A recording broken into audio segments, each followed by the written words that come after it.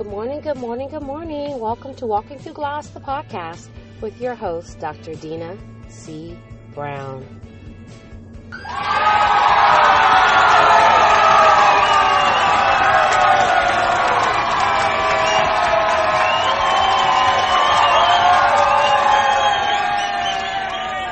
Good morning. It is Wednesday morning, and it's what I like to call our Wisdom Wednesday, and boy, do I have a treat for you.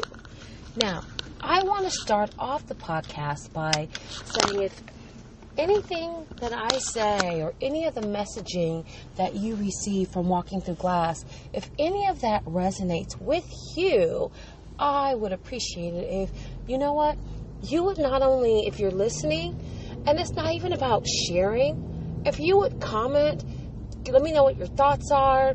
Let me know if you agree, if you disagree, if you have other ideas or different perspective on what it is that I'm sharing for that day. Because remember, as we walk through the glass, we're not walking alone. We do this together. And I felt it really critical, especially as we get new listeners listening to the show, that I reiterate of really exactly what is Walking Through Glass about. Where does it come from? Why did I even call the podcast Walking Through Glass? And so I thought it's really important to share that piece to you, how your daily dose of vitamin Dr. D actually came about. So, one of the recent, opportunities I've had was to host my own show at LA Talk Radio. It was entitled Get Real with Dr. Dina, and I'd have guests on, and we were live every Sunday, and we would have these conscious conversations throughout, and we would leave our critical points, at the end, of the show. And it was great. I loved doing live radio, and I may do live radio again. However, it came a point where I felt that there was a disconnect between me traveling to Los Angeles to do the show and really what I was committed to do for myself. And there was a little bit of confusion as to what am I going to do with this? What is this? What do I want to grow with this? How does it really fit in my purpose walk? And so I had always had the idea, and I did a little bit before I did live radio, I did podcasting. I really liked it. I liked the fact that I can have interviews and conscious conversations on the go, wherever, with whomever, how long I wanted to, and how often. It wasn't about the airtime. It wasn't about someone wanting to be invited to be interviewed on my show because they had a book to promote or they had their own personal agenda. It truly, honestly, was about just sharing, what does it take? I get the question a lot. How do you do blank? And I didn't really think that it was something that was so out of the ordinary. I just thought, I am just doing me. And I'm just doing it unapologetically. And so again, I'd get the question, but how do you get that point? Where does your confidence come from? How do you know that this is, what you want? And I would get those repeated questions. So, hence, I said, you know what?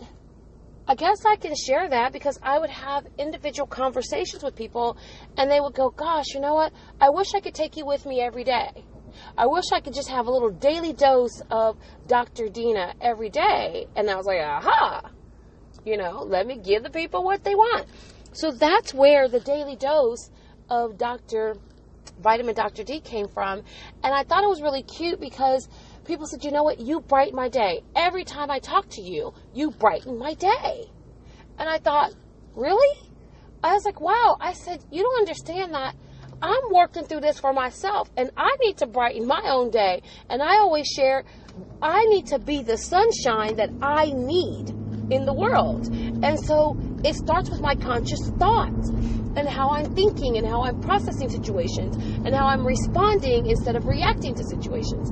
And so hence your daily dose of vitamin Dr. D came to fruition. And so I would get the request, oh, you should share it. And I thought, people aren't going to want to hear every day. I don't want to do this every day. I talk to myself every day.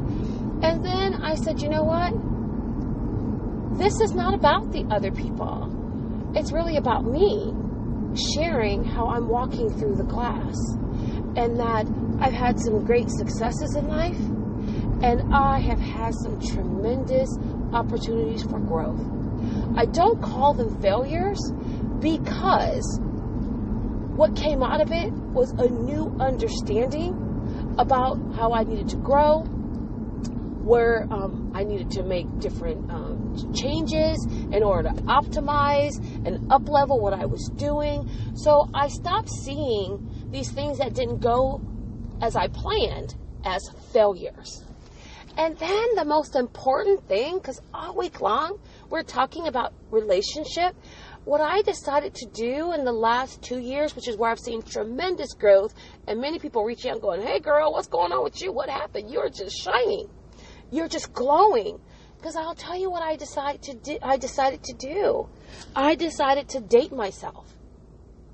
I decided to date myself by choosing to love myself on purpose with purpose, and really choosing to choose me first, because I had a history of choosing and doing what other people wanted me to do and what other people told me they needed me to do to help them be happy.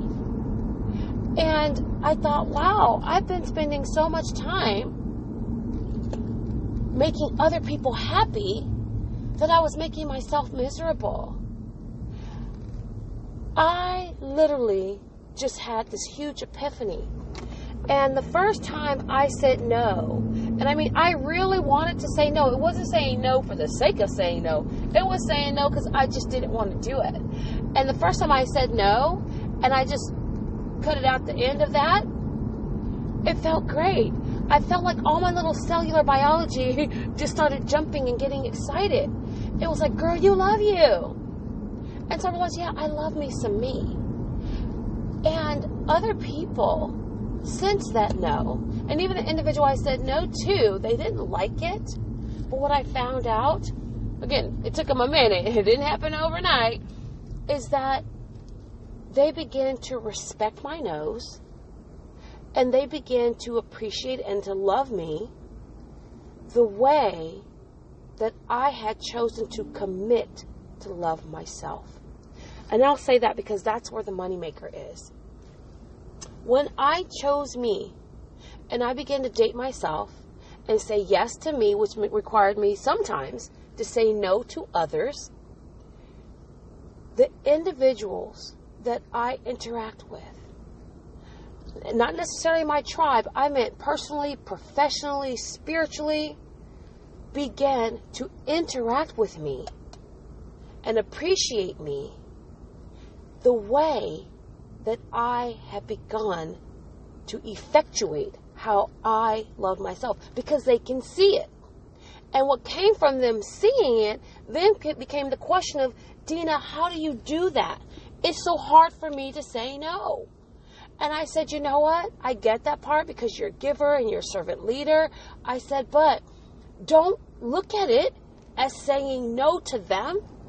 Really begin to process it and receive it as saying yes to you. So when you commit to dating yourself, loving yourself on purpose, and then showing up consistently in that space, then people respond. The universe responds. People are drawn to you. And then, especially for me as a coach, then people want to work with me because they go, Dina, I want to do that.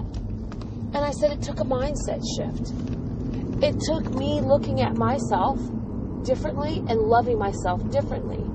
And I founded the Lead Her Shift movement, shifting the way that we think about ourselves as women and how we develop and respond as leaders, specifically because as women, we spend so much time feeling like, thinking that, acting like it is our job to take care of the world, that we don't take care of ourselves. And then when we're dealing with hyperthyroidism and we're dealing with, breast cancer, thyroid cancer, depression, anxiety, and all of those other things, we're sitting there in that pit, in that hole by ourselves.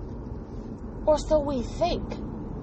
Hence, Walking Through Glass, the book, which is soon to be released. I'm so excited to release the tour dates coming soon. But more importantly, the 28-day mindset cleanse.